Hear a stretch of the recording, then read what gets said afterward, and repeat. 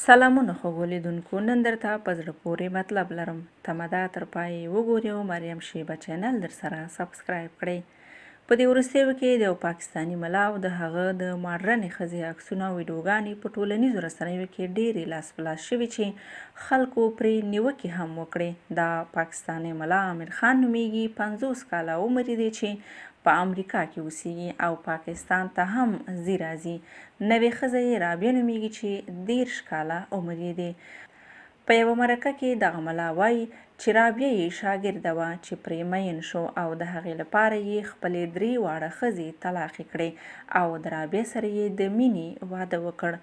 دغه ملا وایي چې مخکینۍ 3 واړه ښځې یې هم په مینه کړې وې، خو کله چې په رابعه مین شو نو د رابعه لپاره یې 3 واړو ته طلاق ورکړ او کله چې رابعه ته د خپل زړه حال وویلو نو هغه هم ورسره واده ته راضي شوه.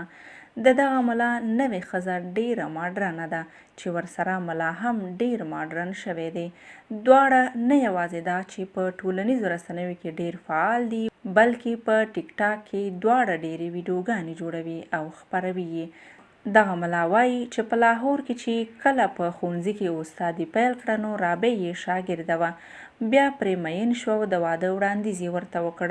رابعه وایي چې زه هم په دې ملا مینه شوم، ما د هیچا هم داسې ښه خاوند نه دی لیدلی او موږ دواړو د مینې واده کړی دی چې اوس دواړه ډیر خوشحاله یو.